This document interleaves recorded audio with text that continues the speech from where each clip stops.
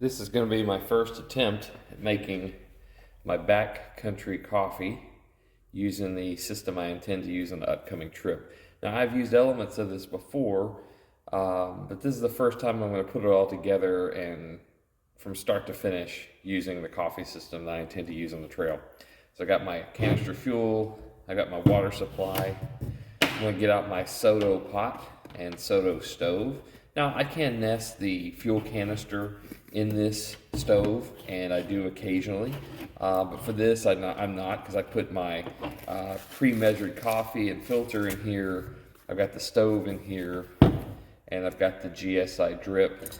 And, most importantly, I do carry a separate cup to drink the coffee out of. Some people I know drink the coffee out of the pot, but I'm going to actually drink it out of a cup. So I've got my collapsible Sea to Summit cup here. So I'm going to do a little prep. First, I will get my stove ready to go. So put the old Soto stove together here. Pretty straightforward, like any backpacking stove. I like that the Soto stove legs lock in place. I've had very good luck with this particular stove. I know people like the MSR Pocket Rockets. I actually have a Pocket Rocket Deluxe, which is very similar to this Soto stove. So I'm going to just thread the stove onto the canister here. Always embarrassing when you can't just thread it on perfectly the first time. Maybe it shows that this is not a perfect system after all, right? There we go. Just got to catch that first thread. Okay, so essentially I've got my stove ready to go. Put my pot there. Okay, I'll just move that out of the way for a minute. Okay, now, how much water to add? Well, the system that I'm using is, I'm going to open up my Nalgene bottle, and I am going to fill my cup. I want to lose some to the grounds, so I probably put about 12 ounces of water in here, probably about 12. I mean, this is not exact science. And I'm going to lose a little bit to steam, a little bit to the grounds. So put my 12 ounces of water in. I'm going to go ahead and close my Nalgene bottle up. I'm not overly concerned about making a gigantic cup of coffee. Some people, they want to make this, mega 16-ounce cup. I mean, I do have the big Sea to Summit here. I think that it is maybe a 16-ounce cup. I'm not totally sure. It's a nice size, though, whatever it is. I'm very pleased with this particular cup. So I'm going to attach my GSI drip coffee system to... Okay, let me start some boiling, though. Open up the gas. I'll move that out of the way for a second. And we'll get a good boil going.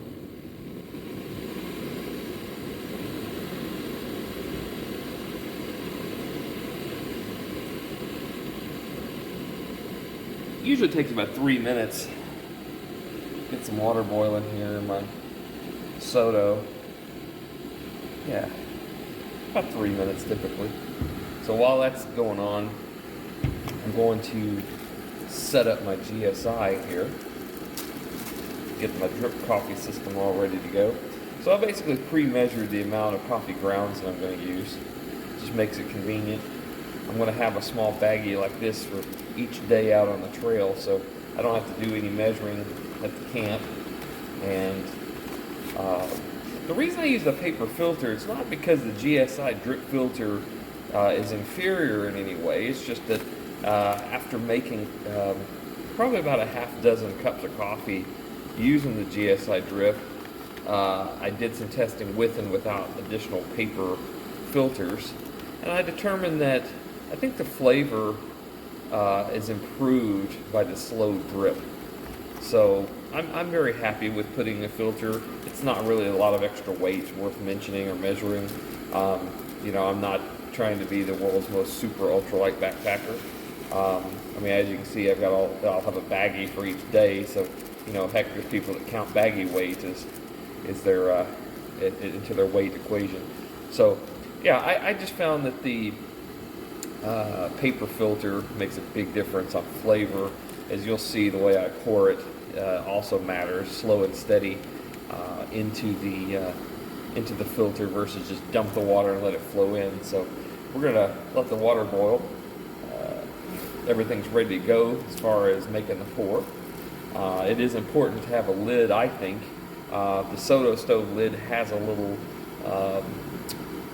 slot for pouring, which I find works well. I use it for the dehydrated meals.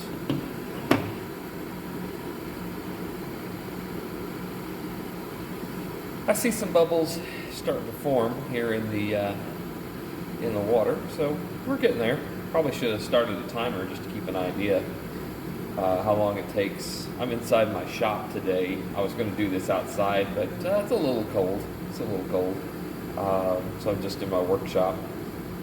One thing I like about the Soto stove, it does seem to consistently burn 10 to 12 grams of fuel to boil water. Okay, I've actually got a rolling boil right now, so that was pretty good. I'll have to look at the camera time, see how long. Now here's a trick. You don't want to make the coffee with boiling water.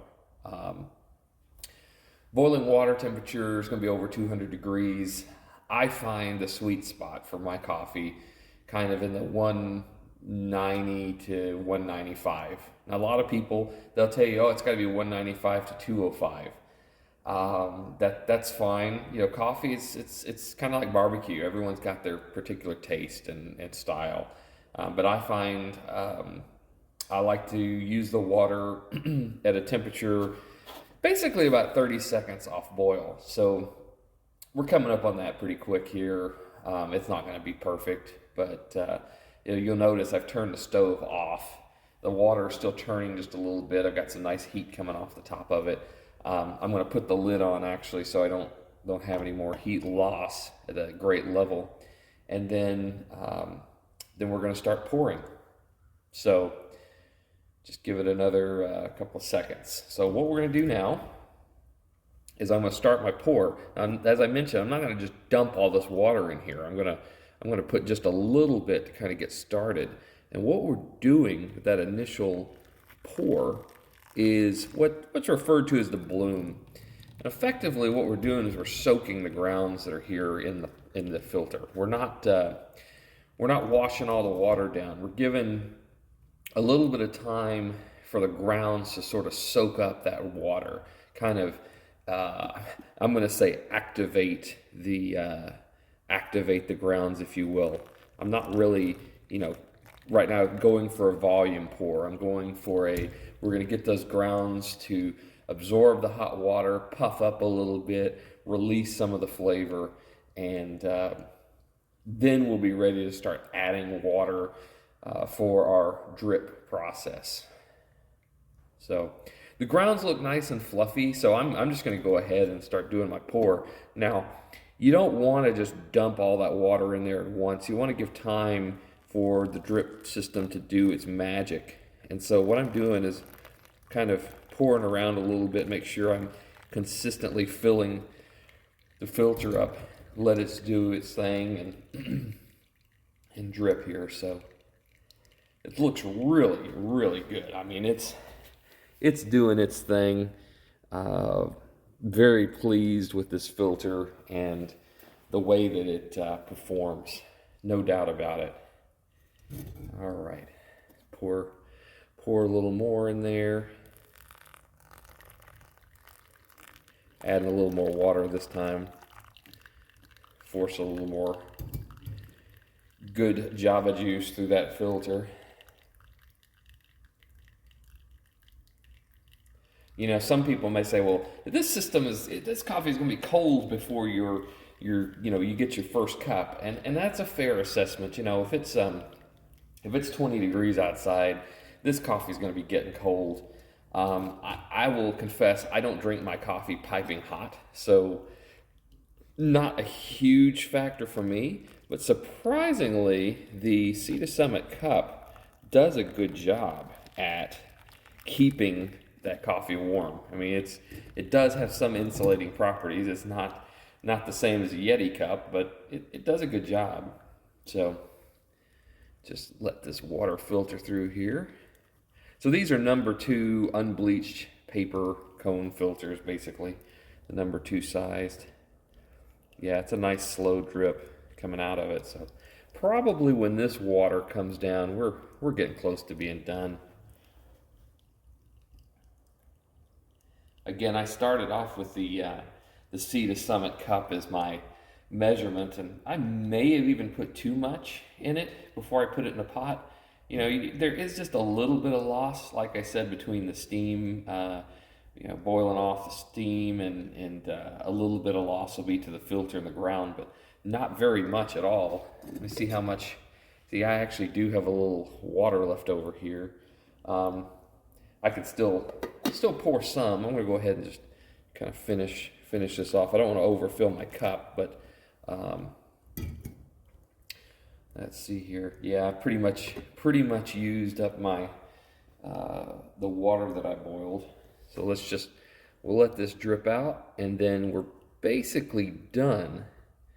The only step we'll have next is to remove the GSI drip and